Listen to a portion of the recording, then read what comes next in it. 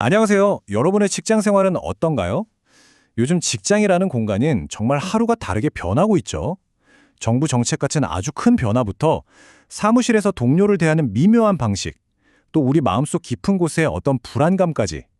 오늘 이 모든 것들이 어떻게 얽혀서 지금 우리의 직장 생활을 만들어내고 있는지 하나씩 차근차근 파헤쳐 보겠습니다.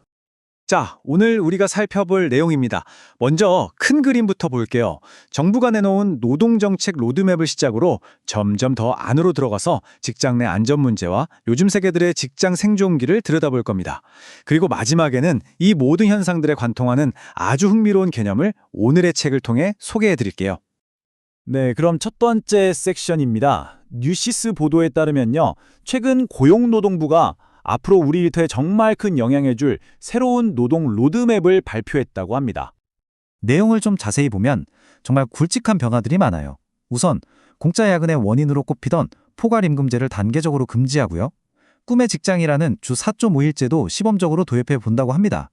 여기에 산재보험은 이제 전 국민을 대상으로 확대되고 그동안 법의 사각지대에 있던 5인 미만 사업장에도 근로기준법 적용을 넓힌다고 하네요. 한마디로 더 안전하게, 일은 좀 덜하고 노후는 더 길게 보장받는 방향으로 가겠다는 거죠. 이런 정책 변화 속에서 아주 상징적인 움직임도 포착됐습니다. 한겨레 보도인데요.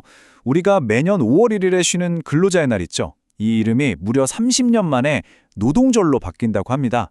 이게 그냥 이름만 바꾸는 게 아니고요. 전 세계 노동자들이 연대하는 메이데이의 역사적 의미를 되찾자는 오랜 노력의 결과라고 볼 수 있겠습니다. 자, 이렇게 좋은 정책들이 마련되면 직장은 저절로 안전해질까요?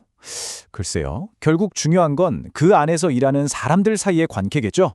이제 직장 내 안전을 위협하는 불편한 상황 앞에서 우리는 과연 어떻게 행동해야 하는지 그 문제를 좀 들여다보겠습니다. 한번 상상해 보세요. 만약 내 눈앞에서 직장 내 괴롭힘이 벌어진다면 나는 어떻게 할 것인가? 이건 정말 쉽지 않은 질문인데요. 일리노이 대학교에서 바로 이 지점에 대한 흥미로운 연구를 진행했습니다. 연구를 보니까 방관자가 할 수 있는 행동은 여러 가지가 있더라고요. 직접 나서서 그만하시죠 라고 말할 수도 있고 아니면 조용히 인사팀이나 상사에게 알리는 방법도 있죠. 또 피해자에게 개인적으로 다가가 위로를 건네거나 아예 다른 동료들과 힘을 합쳐서 함께 대응할 수도 있습니다. 그런데 여기서 진짜 중요한 핵심이 있어요. 이런 선택지들이 무슨 소용이 있겠어요? 내가 나섰다가 혹시 보복당하지 않을까 하는 두려움이 있다면요. 결국 어떤 행동이든 안심하고 할 수 있는 안전한 문화가 먼저라는 겁니다. 그게 없다면 대부분은 그냥 침묵을 택할 수밖에 없겠죠. 그리고 이 안전한 문화를 만드는 책임은요. 저기 조직의 가장 꼭대기까지 올라갑니다.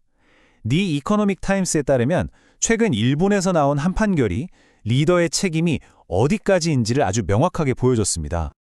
법원이 직장 내 괴롭힘으로 직원이 극단적 선택을 한 사건에 대해서 회사 대표 개인에게 책임을 물었습니다. 무려 9억 원을 배상하고 대표직에서 물러나라고 판결한 거죠. 이건 정말 엄청난 판결이에요.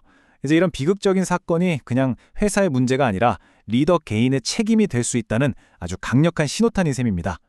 자, 이렇게 직장 환경이 조금씩 바뀌고는 있지만 새로 사회생활을 시작하는 세대들은 또 그들만의 압박감에 시달리고 있습니다. 요즘 젊은 직장인들은 과연 어떤 현실 속에서 살아가고 있을까요? 워크플레이스 옵션스라는 기관의 보고서를 한번 보시죠. Z세대가 왜 번아웃을 겪는지 그 원인을 분석했는데요. 물론 과도한 업무량도 큰 문제지만 더 흥미로운 건 그 다음 순위들입니다. 내가 뭘 해야 할지 목표가 불분명할 때, 그리고 회사가 내세우는 멋진 가치와 실제 현실이 너무 다를 때, 이들은 완전히 소진된다는 거예요. 결국 내가 도대체 왜 이 고생을 하고 있지? 이 질문에 대한 답을 찾지 못할 때 번아웃이 오는 거죠. 그런데 번아웃 말고도 요즘 세대가 겪는 또 다른 어려움이 있습니다. 한국경제신문 기사를 보면요. 많은 젊은 직장인들이 사실 아주 기본적인 사무실에서의 상호작용 자체를 굉장히 어려워한다고 해요. 예를 들면 이런 거죠. 전화벨만 울려도 심장이 쿵쾅거리는 이른바 전화 공포증. 이런 불안감 때문에 동료와 가볍게 나누는 스몰 토크나 업무 이메일 작성법, 심지어 전화 받는 법까지 이런 사회적 기술을 배우려고 따로 돈을 내고 과외까지 받는 젊은 직장인들이 늘고 있다는 겁니다. 참 격세지감이죠. 그렇다면 앞서 말한 이런 번아웃이나 관계에 대한 불안감, 그 깊은 곳에는 도대체 어떤 심리가 숨어 있는 걸까요? 자, 마지막으로 오늘의 책을 통해 그 실마리를 찾아보겠습니다. 야마구치 슈의 철학은 어떻게 삶의 무기가 되는가? 라는 책에 나오는 개념입니다. 바로 르쌍띠망이라는 개념입니다. 철학자 니체가 사용해서 유명해진 말인데요. 간단히 말하면 약한 사람이 강한 사람에게 느끼는 질투, 원망, 열등감이 아주 복잡하게 뒤섞인 감정 상태를 말합니다. 이걸 아주 쉽게 설명해주는 이야기가 있죠. 바로 이솝우화, 여우하신 포도입니다. 배고픈 여우 한 마리가 아주 높은 곳에 달려있는 먹음직스러운 포도를 발견합니다. 너무 먹고 싶죠? 그래서 닿아보려고 계속해서 점프하고 온갖 애를 쓰지만 결국 손이 닿질 않아요. 실패한 거죠. 바로 이 순간 여우의 마음속에서 르쌍띠망이 작동합니다. 자신의 무능함과 좌절감을 인정하기 싫으니까 이렇게 말해버리는 거예요. 저 포도는 어차피 쉬어서 맛도 없을 거야. 난 원래 저런 거 안 먹어. 바로 이겁니다. 내가 가질 수 없는 것의 가치를 일부러 깎아내려서 내 자존심을 지키려는 심리적 방어기지. 이게 바로 르쌍띠망의 본질입니다. 자, 이 개념이 오늘 우리에게 마지막 질문을 던집니다. SNS를 통해 다른 사람의 성공을 끊임없이 엿보는 세상 속에서 내가 지금 간절히 원하는 그것, 과연 정말로 내가 원해서 원하는 걸까요? 아니면 나보다 앞서가는 누군가를 보며 느낀 르쌍티망 때문에 그저 그 사람을 이기고 싶다는 마음에서 비롯된 욕망은 아닐까요? 한 번쯤 생각해 볼 문제인 것 같습니다. 오늘 이야기는 여기까지입니다. 들어주셔서 감사합니다.